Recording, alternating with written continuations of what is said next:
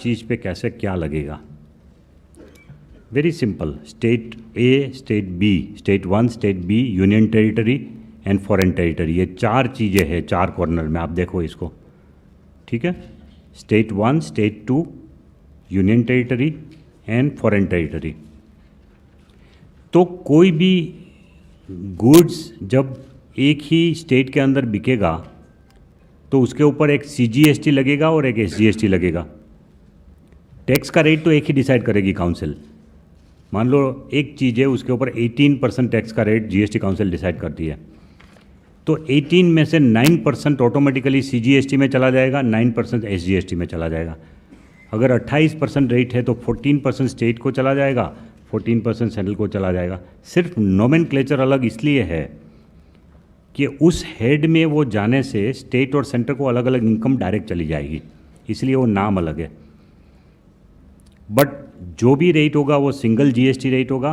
उसमें से एक पोर्शन जो कि सेंट्रल गवर्नमेंट को जाएगा उसको CGST कहलाएगा, और एक पोर्शन जो स्टेट गवर्नमेंट को जाएगा उसको SGST कहलाएगा।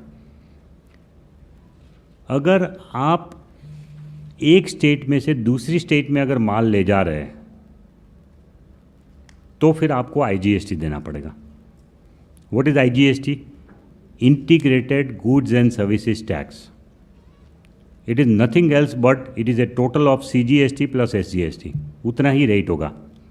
जैसे मैं suppose there is an item on which 18% rate of CGST plus SGST is there, तो 18% ही IGST होगा, उतना ही रेट होगा। तो मैं उस गुड्स को एक स्टेट से दूसरे स्टेट में अगर ले जा रहा हूँ तो उसके ऊपर मुझे 18% देना है IGST के नाम पे, और वो भरने के बाद मैं जब दूसरे स्टेट में इस माल को बेचूंगा तो उस स्टेट में जो मेरी लायबिलिटी बनती है SGST और CGST पे करने की, वो पे करने के टाइम ये IGST का मुझे क्रेडिट मिल जाएगा पूरा का पूरा। सो इसका मतलब ये हुआ कि IGST वो एक अलग टैक्स नहीं है। IGST जो है ये एक इंटरिम टैक्स है जिसको हम कहते हैं wash out tax. Wash out tax इसलिए कह रहे हैं कि IGST की कोई अपनी अस्तित्व है ही नहीं, वो वॉश आउट हो जाएगा। IGST अपने आप में कोई टैक्स है ही नहीं। नॉर्मली IGST कौन पे करेगा? बिजनेसमैन। जब वो एक स्टेट से दूसरे स्टेट में माल शिफ्ट करेगा तब वो बिजनेसमैन पे करेगा और उसकी वो क्रेडिट ले लेगा। तो फाइनली IGST की कोई इनकम सरकार को नहीं होने वाली है। IGST की कोई अपनी इनकम सरकार को नहीं होने वाली है। इनकम जो होगी सरकार को वो CGST और SGST की ही होगी। पूरी की पूरी इनपुट टैक्स क्रेडिट ले लेगा वो IGST की, अपनी जब भी टैक्स लायबिलिटी आएगी उसके सामने। कुछ ऐसे ट्रांजैक्शन हो सकते हैं B2C ट्रांजैक्शन, जैसे दिल्ली से सपोज नॉर्थ ईस्ट नागालैंड का कोई आदमी दिल्ली में आया और दिल्ली से एक टीवी खरीद के चला गया, तो वो अगर बताएगा कि भाई मैं नागालैंड ले जा रहा हूँ, ट्रांसपोर्ट कर रहा है, अपना ट्रांसपोर्ट में अगर भेज रहा है नागालैंड, तो IGST लग के जाएगा। अगर वो बता नहीं रहा है कि मैं नागालैंड में ले जा रहा हूँ तो वो तो स्टेट का ही, दिल्ली का ही SGST और CGST लगेगा। तो उस केस में IGST जो वो पे करके नागालैंड में टीवी ले जा रहा है वो IGST की क्रेडिट कोई लेगा नहीं, लेकिन वो पड़ा रहेगा सरकार के पास। वो उसका विभाजन स्टेट और सेंटर के बीच में इक्वल हो जाएगा। अगर ऐसा कोई IGST पड़ा रहेगा सरकार में तो उसका विभाजन बट बहुत छोटी ऐसी अमाउंट होगी। नॉर्मली गुड्स का एक स्टेट में से दूसरे स्टेट में ट्रांसफ़र सिर्फ व्यापारी लोग ही करते हैं, तो व्यापारी लोग IGST पे करेंगे और उसकी क्रेडिट ले लेंगे। सो IGST में कुछ बचेगा नहीं। IGST is not a separate tax. पहले जो था CST था, सेंट्रल सेल्स टैक्स।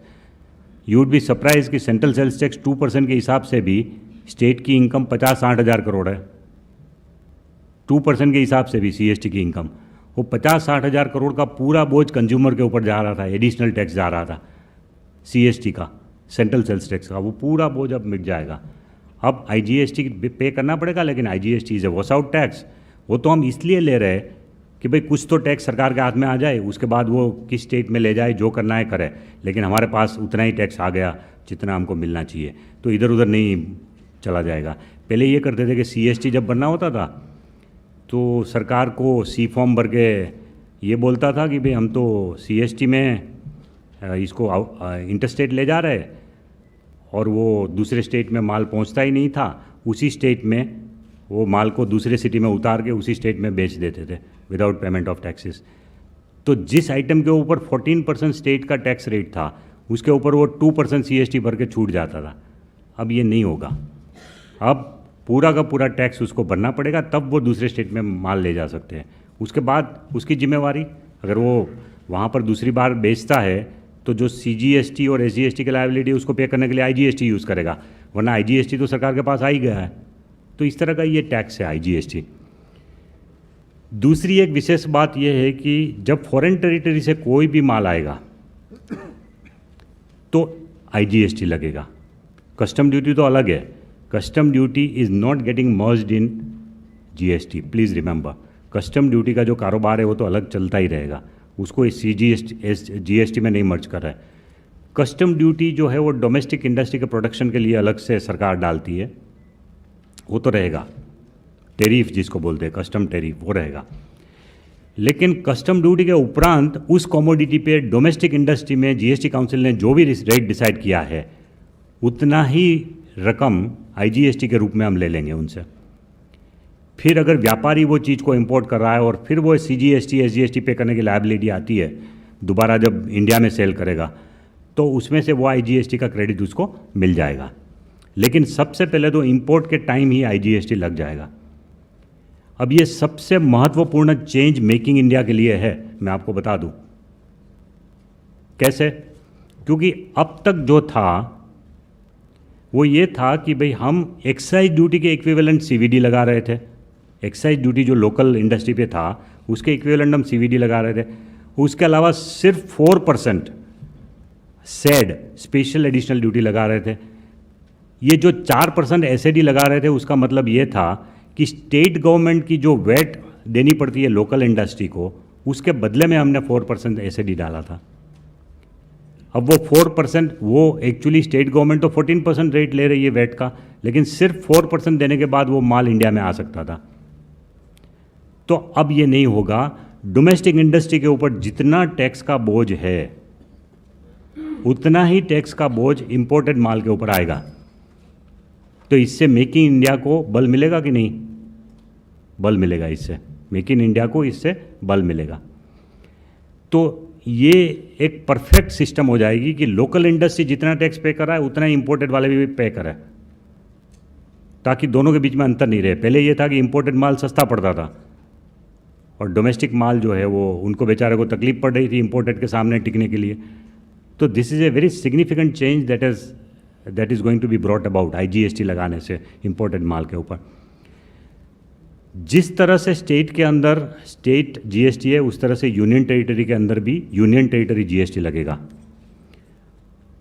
तो यूनियन टेरिटरी के अपने खर्चे चलाने के लिए जो टैक्स लगता है वो यूनियन टेरिटरी GST होगा, और वो भी इक्विवेलेंट टू स्टेट GST होगा। CGST plus union territory GST union territory में लगेगा। और उसका जब भी आप कोई एक स्टेट से दूसरे स्टेट में या एक स्टेट से दूसरी यूनियन टेरिटरी में अगर माल ले जा रहे हैं तो IGST देना पड़ेगा।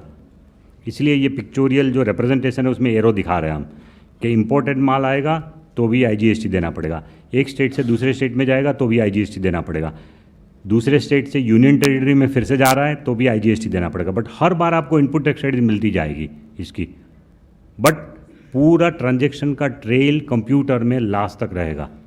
एक माल बनाया, वहाँ से लेके 4 स्टेट में घूमने के बाद 5वें स्टेट में अगर कंज्यूमर के पास पहुँचा तो भी इसका पूरा ऑडिट ट्रेल कंप्यूटर में रहेगा। ये इसकी बेनिफिट है GST की। Okay, next.